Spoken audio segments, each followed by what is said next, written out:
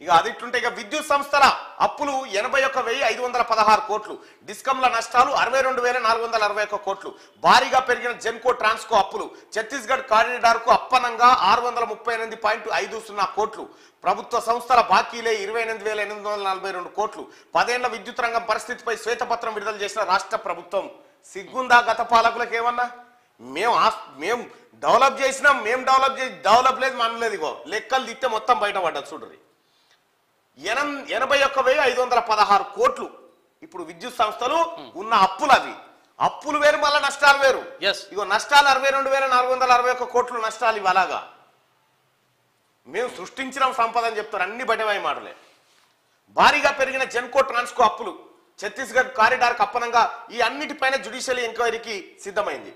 ఇక విద్యుత్ సంస్థలు అప్పులు 81,516 కోట్లు పేరుకుపోయాయని, ఇవి కాకుండా డిస్కంల నష్టాలు 62,461 కోట్లని రాష్ట్ర ప్రభుత్వం ప్రకటించింది. గత బీఆర్ఎస్ ప్రభుత్వ తీరు వల్ల విద్యుత్ రంగం పరిస్థితి ఆందోళనకరంగా తయారైందని తెలిపింది. గత ప్రభుత్వం ఆర్థిక క్రమశిక్షణను పాటించలేదు, డిస్కంలు అప్పుల ఊబిలో కూరుకుపోయాయి, ప్రభుత్వ శాఖల వేల కోట్ల బకాయిలు విద్యుత్ శాఖకు చెల్లించాల్సింది అని పేర్కొంది. రాష్ట్రంలో విద్యుత్ రంగ పరిస్థితిపై గురువారం అసెంబ్లీలో డిప్యూటీ సీఎం బట్టి విక్రమార్క శ్వేతపత్రం విడుదల చేశారు. కీలక అంశాలను అందులో ప్రభుత్వం ప్రస్తావించింది.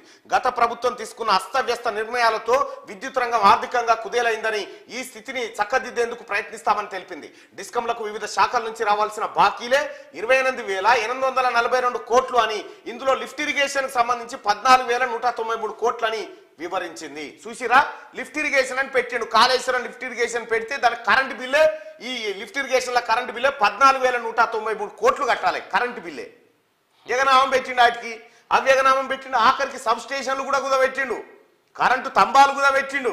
పెట్టి ఒక గిడి చేసిండు కేసీఆర్. B+ నుంచి C కేటగిరీకి రాష్ట్రంలో ఉన్న 2 డిస్కంల మొత్తం అప్పులు 59,132 కోట్లని ప్రభుత్వం వెల్లడించింది. ట్రాన్స్కో అప్పులు 24,476.40 కోట్లు, జెన్కో అప్పులు 53,963 కోట్లని తెలిపింది. ఈ అప్పుల కారణంగా దేశంలోని డిస్కంల ర్యాంకింగ్ లో తెలంగాణ డిస్కంలు B+ ర్యాంకు నుంచి C కేటగిరీలోకి పడిపోయాయని ఆందోళన వ్యక్తం చేసింది. మీరు గతంలో కూడా చూడండి ప్రజలారా, గతంలో నేను ఈ లెక్కలన్నీ చెప్పిన. డిస్కంలను ఎట్లా కొంప కొల్లేరైపోయింది, కేసీఆర్ ఎట్లా నాశనం చేసిండని.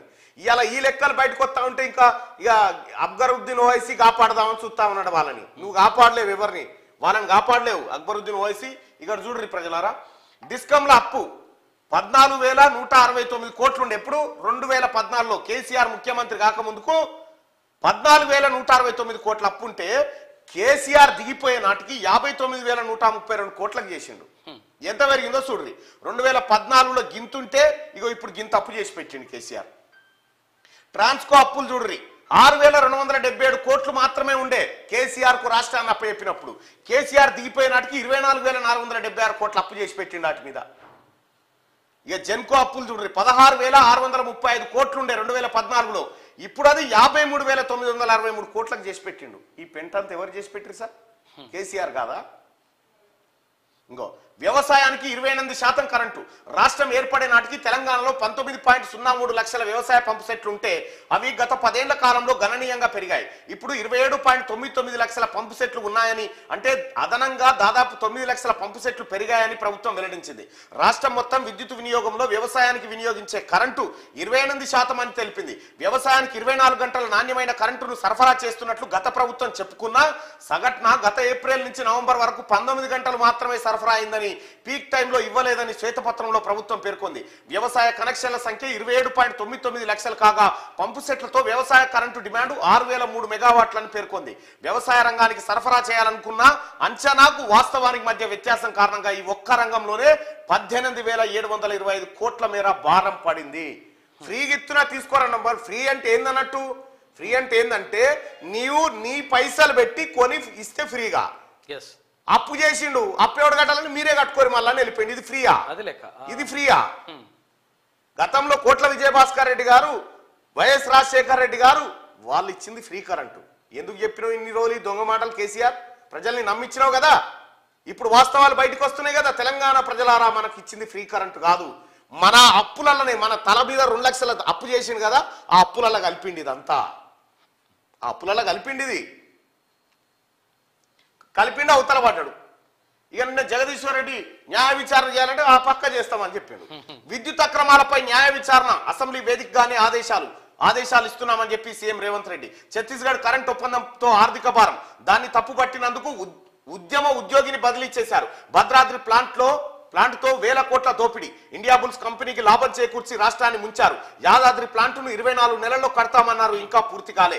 గత ప్రభుత్వ తీరును అసెంబ్లీలో ఎండగట్టిన ముఖ్యమంత్రి అంటూ ఒక వార్తను చూస్తా ఉన్నాం.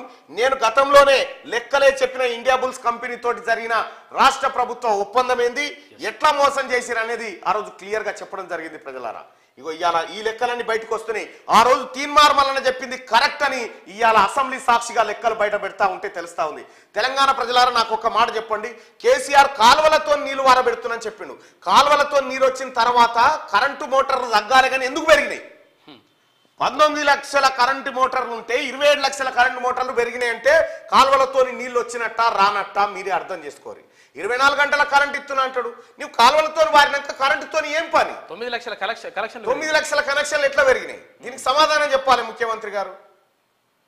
గత ముఖ్యమంత్రి గారు, ఈ ముఖ్యమంత్రి గారు అనుకునేరు. ఈ ముఖ్యమంత్రి బయట పెడితేనే బయటకు వచ్చినాయి ఇవన్నీ. ప్రాజెక్టుల అసలు లెక్కలపై రిపోర్ట్ ఇవ్వండి.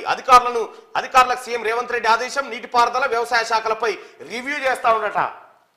మీ పచ్చలన్నీ పలుకుతా ఉంటాయి, ఒకటొకటి బయటకు వస్తా ఉంటే మీరు చేసిన అరాచకం అంతా ఇప్పుడు బయట పడుతుంది కాబట్టి ఇప్పుడు సమాధానం చెప్పరు. ఇగో నువ్వో బచ్చా దళిత ఎమ్మెల్యే కవ్వంపల్లిపై నోరు పారేసుకున్న అక్బరుద్దీన్ మాట్లాడేటప్పుడు కొంచెం తెలివి